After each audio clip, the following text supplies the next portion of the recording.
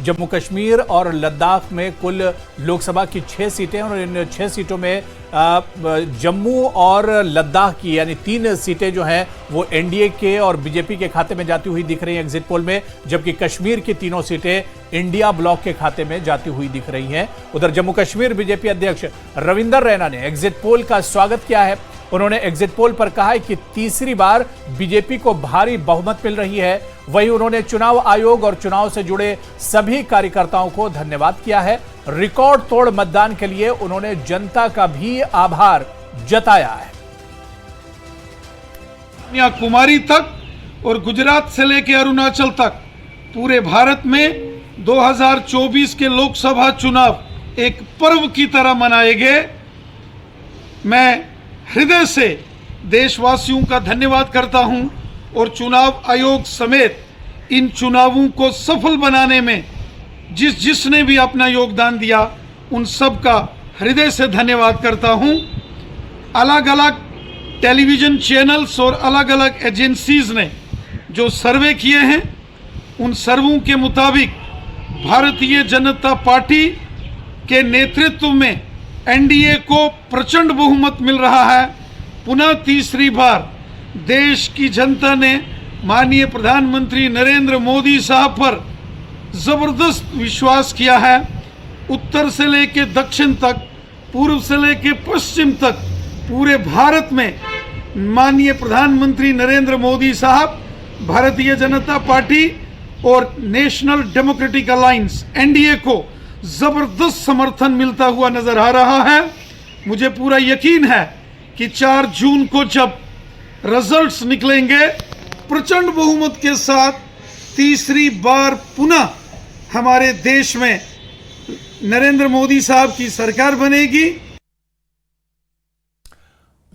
तो लगातार exit poll पर हम बात कर रहे हैं। जम्मू कश्मीर और हिमाचल के एग्जिट पोल भी हमारे पास आ चुके हैं। जम्मू कश्मीर का जो एग्जिट पोल था वो हमने आपको दिखाया था। जम्मू कश्मीर और लद्दाख कुल मिलाकर 6 सीटें लोकसभा की और इन 6 सीटों में 3 पर यानी 2 जम्मू की सीटें और 1 लद्दाख की सीट, इन 3 सीटों पर एनडीए एक तरह से एनडीए के खाते में जाती हुई दिख रही है एग्जिट पोल में। और 3 सीटें जो कश्मीर की 3 सीटें हैं, क्योंकि बीजेपी यहां पर चुनाव में नहीं थी, बीजेपी का कोई उम्मीदवार नहीं था, बीजेपी ने कुछ दूसरी पार्टियों को यहां पर सपोर्ट किया था, तो इन 3 जो कश्मीर की सीटें हैं ये तीनों सीटें इंडिया ब्लॉक के खाते में जाती हुई दिख रही हैं। तो जम्मू कश्मीर और लद्दाख की अगर बात करें 2019 में भी 3 सीटें बीजेपी के खाते में और एनडीए के खाते में रही थी। इस बार भी कोई बदलाव नहीं हो रहा है और 2019 में नेशनल कॉन्फ्रेंस के पास 3 की तीनों सीटें थी। एक ये बदलाव दिख रहा है। इस पर हम और बात करेंगे। हमारे साथ लगातार न्यूज़ 18 जेकेएलएच के सीनियर एडिटर तेजिंदर सिंह सोढ़ी जी मेरे साथ लगातार जुड़े हुए हैं। जम्मू कश्मीर को लेकर जो एग्जिट पोल आया इस पर और हम बातचीत करेंगे। तेजिंदर जी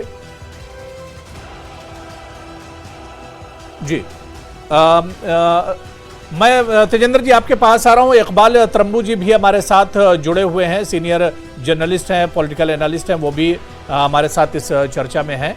इकबाल तरम्बू जी आपका भी बहुत इस्तकबाल है न्यूज़ 18 जेकेएलएच में।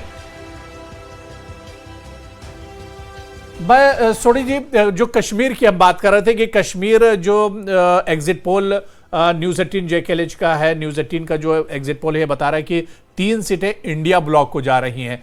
तो अब यहां पर किस तरह से देखा जाए, श्रीनगर, बारामूला और अनंतनाग की सीटें, तीनों सीटों पर नेशनल कॉन्फ्रेंस पूरी मजबूती के साथ लड़ रही थी। अनंतनाग की सीट बहुत अहम थी। यहां जो चेहरे थे सब महबूबा मुफ्ती थी, मियां अल्ताफ, ये तमाम हाई प्रोफाइल सीट मानी जा रही थी। इंडिया ब्लॉक के खाते में जो सीटें जा रही इसे किस तरह से देखा जाए? देखिए हुरेरा, अगर हम जो जम्मू कश्मीर में जो इलेक्शन हुई, पार्लियामेंट्री इलेक्शन हुई, यहाँ पर मोस्टली जो कॉन्टेस्ट था वो अगर इंडिया ब्लॉक को यहाँ कौन रिप्रेजेंट कर रहा था, कश्मीर में नेशनल कॉन्फ्रेंस कर रही थी और जम्मू में कांग्रेस कर रही थी। पीडीपी जम्मू कश्मीर में ऐसा लगा कि उन्हें सपोर्ट नहीं कर रही थी। पीडीपी ने तीनों सीटों पे, जो कश्मीर की तीनों सीटें हैं, उस पे अपने कैंडिडेट खड़े किए थे और मुझे मौका मिला पीडीपी की जो प्रेसिडेंट हैं और फॉर्मर चीफ मिनिस्टर हैं महबूबा मुफ्ती, उनका इंटरव्यू करने का। नेशनल कॉन्फ्रेंस के वाइस प्रेसिडेंट और former chief minister Omar Abdullah का इंटरव्यू करने का, तो कहीं ना कहीं जो इनमें वो ट्रस्ट डेफिसिट था, जब मैंने इंटरव्यू किया, एक दूसरे के बारे में सवाल पूछे, तो वो ट्रस्ट डेफिसिट सामने नजर आया। उमर अब्दुल्ला पीडीपी और महबूबा मुफ्ती को ब्लेम करते हुए नजर आए कि जो कश्मीर में एनडीए में जो फूट पड़ी, कश्मीर में जो इंडिया ब्लॉक में फूट पड़ी, उमर अब्दुल्ला ने उसके लिए महबूबा मुफ्ती को जिम्मेदार ठहराया और महबूबा मुफ्ती ने उमर अब्दुल्ला को। तो कहीं ना कहीं दो फॉर्मर चीफ मिनिस्टर का जो ईगो क्लैश था, उसकी वजह से इंडिया ब्लॉक जो था वो कश्मीर में कामयाब उसमें फूट पड़ी। हालांकि उसका फायदा जो है वो कहीं ना कहीं इंडिया ब्लॉक को होता हुआ नजर आ रहा है। तीनों सीटें आप देख लीजिए, बारामूला में इंडिया ब्लॉक को एनसी रिप्रेजेंट कर रही थी, श्रीनगर सीट में इंडिया ब्लॉक को नेशनल कॉन्फ्रेंस एनसी ही रिप्रेजेंट कर रही थी, और रजौरी अनंतनाग सीट में नेशनल कॉन्फ्रेंस ही रिप्रेजेंट कर रही थी इंडिया ब्लॉक को, क्योंकि इन तीनों सीटों पे पीडीपी ने अपने कैंडिडेट खड़े किए थे। जम्मू में जो दो सीटें हैं जम्मू रीजन में, जम्मू पार्लियामेंट्री कॉन्स्टिट्यूएंसी और उधमपुर पार्लियामेंट्री कॉन्स्टिट्यूएंसी, वहां पर बीजेपी का मुकाबला कांग्रेस के कैंडिडेट्स के साथ था। जो दो कांग्रेस के कैंडिडेट थे वो इंडिया ब्लॉक के कैंडिडेट, तो एक कॉम्प्लेक्स सिचुएशन थी with in the India block कि वहां पर आप देख लीजिए कश्मीर में महबूबा मुफ्ती अपोज कर रही थी कैंडिडेट्स को और जम्मू में उनको सपोर्ट कर रही थी। तो कहीं ना कहीं वो जो एक कॉन्फ्लिक्ट था वो सामने आया, और उसका क्लियर फायदा जो है वो बीजेपी ने ले लिया है। हालांकि बीजेपी के लिए अगर जो अनंतनाग और रजौरी का जो रुझान है, जिस दिन रिजल्ट आता है, अगर ये रिजल्ट बिल्कुल वैसा ही रहा जो एग्जिट पोल है कि ये वाली सीट जो है नेशनल कॉन्फ्रेंस के या इंडिया ब्लॉक के खाते में जा रही है, तो बीजेपी के लिए कॉज ऑफ कंसर्न रहेगा, क्योंकि इस सीट पर बीजेपी ने अपनी पार्टी के कैंडिडेट को सपोर्ट किया था। हमने खुद देखा कि बीजेपी के जो पार्टी लीडर्स थे वो अपनी पार्टी के कैंडिडेट के लिए डोर टू डोर कैंपेन कर रहे थे। तो क्या बीजेपी की वो जो वोट है, वो जो बीजेपी के सपोर्टर हैं, वो वोट ट्रांसलेट नहीं हुई अपनी पार्टी के लिए? तो जब असेंबली इलेक्शन होगी उसका क्या इंपैक्ट होगा? क्या बीजेपी का लेकिन तेजेंद्र जी, जो सवाल मैंने जो अभी सवाल किया था कि अनंतनाग सीट पर बहुत कंफ्यूजन हो जा रहा है। अगर इंडिया ब्लॉक यहां पर जीत रहा है, मतलब नेशनल कॉन्फ्रेंस का उम्मीदवार जीत रहा है मियां अल्ताफ, तो फिर क्या महबूबा मुफ्ती हार रही हैं ये चुनाव? देखिए, बिल्कुल जो हमारी प्रोजेक्शन है उसने ये सीट इंडिया ब्लॉक के खाते में डाली है, और अनंतनाग रजौरी वाली सीट पे, जो अनंतनाग रजौरी पार्लियामेंट्री कॉन्स्टिट्यूएंसी है, वहां पर महबूबा मुफ्ती इंडिया ब्लॉक का हिस्सा नहीं थी। वहां पर नेशनल कॉन्फ्रेंस के जो मियां अल्ताफ हैं वो इंडिया ब्लॉक का हिस्सा थे। कांग्रेस ने वहां पर मियां अल्ताफ के लिए कैंपेनिंग की है। तो कहीं ना कहीं जो ये रुझान सामने आ रहा है, अगर यहां पर अदर्स के खाते में कोई सीट जाती तो अदर्स हम पीडीपी को कंसीडर कर सकते थे या अपनी पार्टी को कंसीडर कर सकते थे। लेकिन अभी जो हमारे पास क्लियर प्रोजेक्शन है वो ये दर्शा रही है कि 3 सीट जो हैं वो इंडिया ब्लॉक के खाते में गई हैं। तो जो रजौरी पुंछ की सीट है वो एक तो देख लीजिए, बीजेपी ने जो अपनी पार्टी के कैंडिडेट के लिए सपोर्ट मांगी वो वोट वहां पर ट्रांसलेट नहीं हुई, वो सपोर्ट ट्रांसलेट नहीं हुई वोट के लिए। तो मैं जैसे आपको कह रहा था कि आने वाली असेंबली इलेक्शन जो होगी वो बीजेपी के लिए दर्दे सर बन जाएगी, क्योंकि रजौरी पुंछ अब देखिए जिस दिन एग्जैक्ट रिजल्ट आएगा 4 तारीख को, उस दिन हमें ये पता चलेगा कि vote percentage, actual vote percentage क्या रहा है, और वो उस वोट परसेंटेज से ये डिसाइड होगा कि रजौरी पुंछ में जो नेशनल कॉन्फ्रेंस है वो कितनी पावरफुल है और बीजेपी कितनी पावरफुल है। बीजेपी का वोट जो है अपनी पार्टी के लिए वो ट्रांसलेट, सपोर्ट जो है वो वोट में ट्रांसलेट हुआ या नहीं हुआ, वो 4 तारीख को ही एग्जैक्ट जो फिगर है वो पता चलेगा। जी बिल्कुल जाहिर सी बात है कि वो जो एक कंफ्यूजन है वो 4 तारीख को साफ होगा, तस्वीर बिल्कुल 4 तारीख को साफ हो जाएगी। इस बीच मेरे साथ डीपीएपी के चीफ स्पोक्सपर्सन सलमान निजामी साहब भी इस चर्चा में जुड़ गए। सलमान निजामी जी, आपका भी बहुत इस्तकबाल है न्यूज़ 18 जेकेएलएच में। सलमान निजामी जी, पूरे मुल्क के जो एग्जिट पोल हैं पूरे लोकसभा चुनाव के वो तो हम दिखा ही रहे, लेकिन जम्मू कश्मीर का जो एग्जिट पोल आया है, इन 6 सीटें हैं जम्मू कश्मीर और लद्दाख को मिलाकर, इनमें 3 सीटें एनडीए के खाते में यानी बीजेपी अलायंस जो है उसमें जाती हुई दिख रही हैं, और 3 सीटें जो कश्मीर की हैं वो तीनों सीटें इंडिया ब्लॉक में जाती हुई दिख रही हैं। आपका क्या कुछ रिएक्शन है, कैसे देखते हैं आप इस एग्जिट पोल को?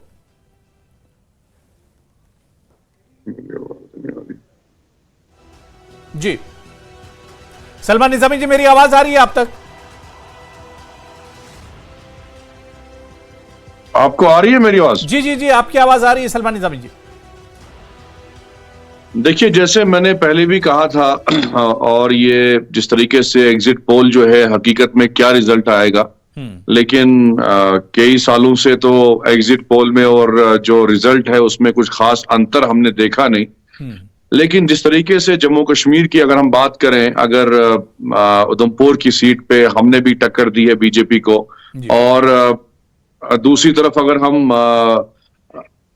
अगर अनंतनाग की बात करें या बारामूला की, जिसमें हमने इंजीनियर रशीद साहब को सपोर्ट किया, तो हमें उम्मीद है कि वहां बारामूला में इंजीनियर रशीद साहब जो है वो जीतेंगे। और यहां जिस तरीके से पूरे देश में अगर ओपिनियन एग्जिट पोल की बात करें तो कांग्रेस का हारना, देखिए हम भी कांग्रेस में रहे हैं और आजाद साहब भी कांग्रेस में रहे हैं, तो हमें दुख ही होगा कि अगर कांग्रेस की ये हालत आज हुई है। बार बार आजाद साहब ने भी ये बात कही, नेशनल प्लेटफॉर्म पे ये बात कही, और जब हमने कांग्रेस छोड़ी आजाद साहब ने यही बात कही कि भाई आप एक ही लीडर को जो है बार बार आजमा रहे हैं, राहुल गांधी जी वो फेल हो चुके हैं। और यही कारण है कि कांग्रेस की स्ट्रेटजी, जिस तरीके से गुपकार अलायंस बना था, और गुपकार अलायंस से पहले कांग्रेस भी साथ में थी, पीडीपी भी साथ में थी, एनसी भी साथ में थी, और बाद में ये अलग हो गए कुर्सी के लिए। तो ऐसे ही जब जो डिसीजंस इंडिया अलायंस के लिए गए, चाहे नेशनल लेवल पे ममता बनर्जी जो पहले इंडिया अलायंस का हिस्सा थी और ग्राउंड पे वो कांग्रेस के खिलाफ लड़ रही थी, ऐसे ही आप पंजाब में जाइए, वहां नेशनल लेवल पे आप अपनी पार्टी के साथ थे और ग्राउंड पे आप अपनी पार्टी आम आदमी पार्टी और कांग्रेस जो है एक दूसरे के खिलाफ लड़ रही थी। तो इंडिया अलायंस में कोऑर्डिनेशन की कमी रही, लोगों को कंफ्यूज किया गया, चाहे जम्मू कश्मीर की मैं बात करूं या नेशनल लेवल की बात करूं। तो इसलिए अगर ये आंकड़े आ रहे हैं, तो अगर कांग्रेस को हार का सामना करना पड़ा तो उसका मेन कारण ये है कि स्ट्रेटजी जो है कांग्रेस की नहीं थी, इंडिया अलायंस इकट्ठा नहीं लड़ पाई, और यही कारण रहा कि बीजेपी फिर से आई। बिल्कुल। मैं इकबाल तरम्बू जी आपके पास आना चाहूंगा।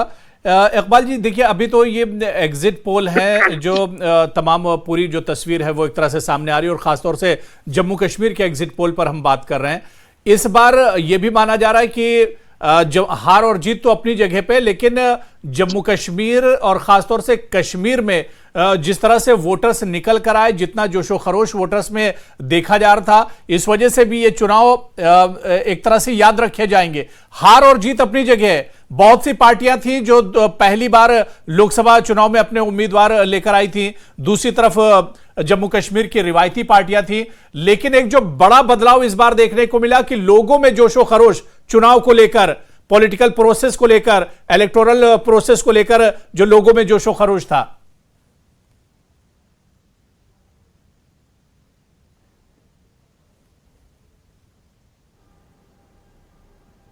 इकबाल जी, मेरी आवाज आ रही है आप तक? हाँ, बीच में कट गई थी, आप प्लीज रिपीट कर सकते? जा रही है आपकी आवाज?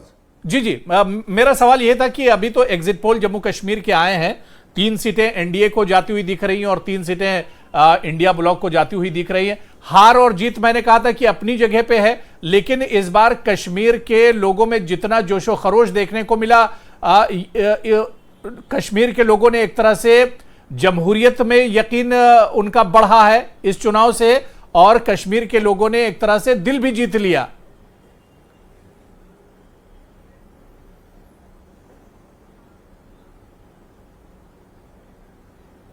चलिए ठीक है, शायद इकबाल तरम्बू जी को तक मेरी आवाज नहीं जा रही। मैं सलमान निजामी जी, मैं दोबारा से आपके पास आऊंगा। सलमान निजामी जी, क्या इस एग्जिट पोल को देखकर कुछ मायूसी भी हो रही कि डीपीएपी जो पहली बार चुनाव में आई थी, लोकसभा के चुनाव में, वो कहीं पर एक तरह से नजर नहीं आ रही है?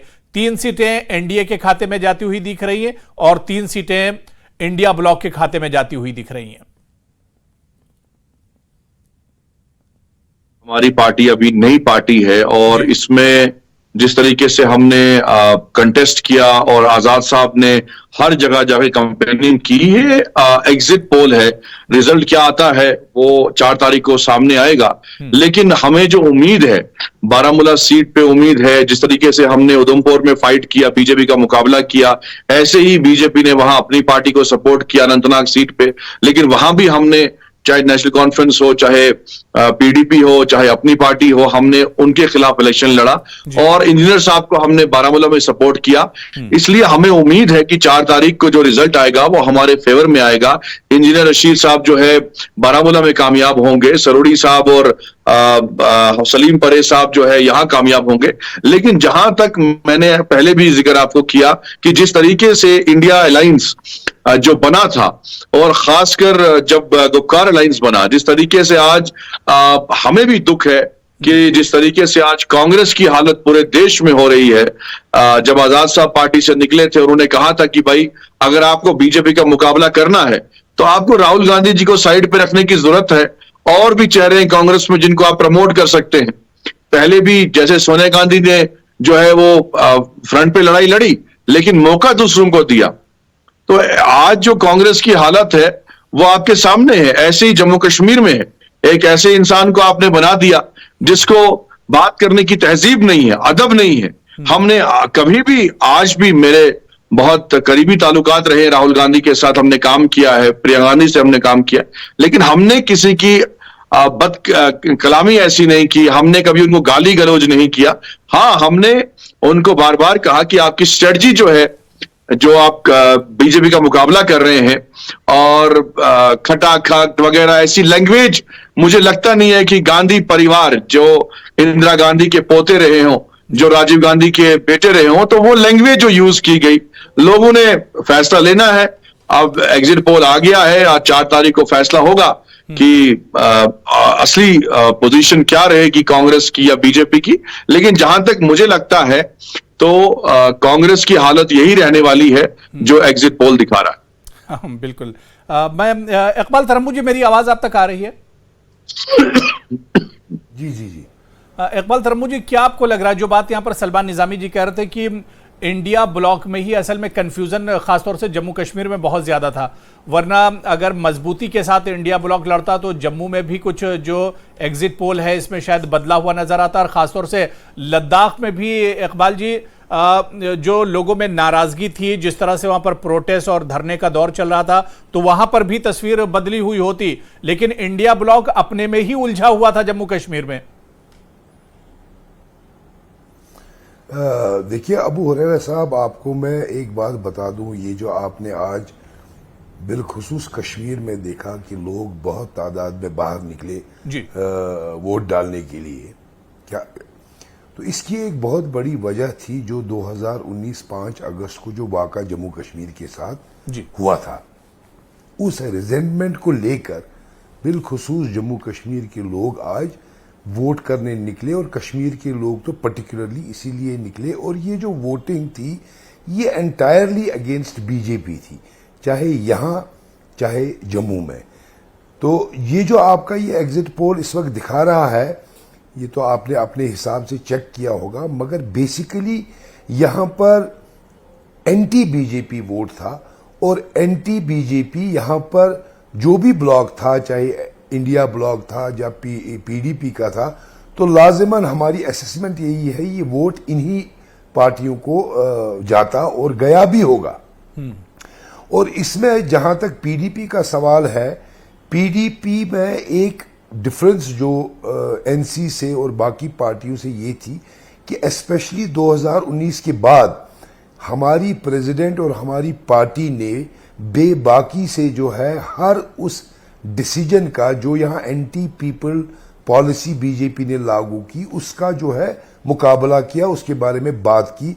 और लोग इस वजह से हमने देखा, अगर हम हमारे 2019 के पार्लियामेंट्री रिजल्ट्स देखेंगे पीडीपी के, जब हमारे ऊपर एक सेटबैक आया था, हमारे काफी सारे लीडर जो है पार्टी छोड़ के चले गए थे डर की वजह से, प्रेशर की वजह से, उसके मुकाबले जो हमने लोगों का रिस्पांस देखा पीडीपी की तरफ और जैसा हमने उनका कनेक्शन देखा, तो हमें भी बहुत उम्मीद है कि we must have done fairly well. और ये जो आपका मतलब ये तो आपका एक एग्जिट पोल एक अंदाजा है, we do not agree fully with this thing because ये बेसिक जो है, जो वजह है यहाँ के लोगों की बाहर निकलने की और वोट डालने की, ये उस बेसिक वजह के खिलाफ आपका जो है ये एग्जिट पोल निकला है। आप बीजेपी को यहाँ 3 सीटें दे रहे हैं। आपको मालूम है कि लद्दाख के लोग कंटिन्यूअस प्रोटेस्ट पर थे, जम्मू के लोग कंटिन्यूअस प्रोटेस्ट पे थे बीजेपी की पॉलिसीज की वजह से। तो बेसिकली नहीं लगता है कि कहीं ना कहीं रिजल्ट में तो बीजेपी थी नहीं, फिर किसके खिलाफ नाराजगी निकल रही थी? आपने कहा कि ये जो भीड़ थी लोगों की, ये नाराजगी थी दरअसल, तो फिर नाराजगी थी कहां, किसके खिलाफ? यहां तो बीजेपी थी नहीं कश्मीर में। देखिए ये आपको मैं बता दूं, बीजेपी ने क्यों कश्मीर में कैंडिडेट फील्ड नहीं किए, वो यही वजह थी। कहीं ना कहीं बीजेपी को भी मालूम था कि लोग नाराज हैं उनसे, इस वजह से उन्होंने अपने कैंडिडेट फील्ड नहीं किए। लेकिन बीजेपी के प्रॉक्सी कैंडिडेट्स तो फील्ड में थे, नॉर्थ में भी थे, सेंटर में भी थे और साउथ में भी थे। तो ये जो जहां तक आपका एग्जिट पोल कश्मीर डिवीजन का दिखा रहा है, तो कहीं ना कहीं ये उस सेंटिमेंट के साथ रेजोनेट तो कर रहा है जो ऑन ग्राउंड सेंटिमेंट है। लेकिन इसमें फिर एक और पार्टी है, वो पीडीपी है, जो इसी सेंटिमेंट में फॉल करती है। वो तो इंशाल्लाह हम 4 जून को ही पता लगाएंगे कि क्या रिजल्ट होगा। लेकिन कश्मीर का जहां तक आपने एग्जिट पोल दिया है, कहीं ना ये लोगों के फीलिंग्स के साथ तो रेजोनेट करता है। लेकिन जो जम्मू और लद्दाख का तरम्बू जी, अभी हम जम्मू कश्मीर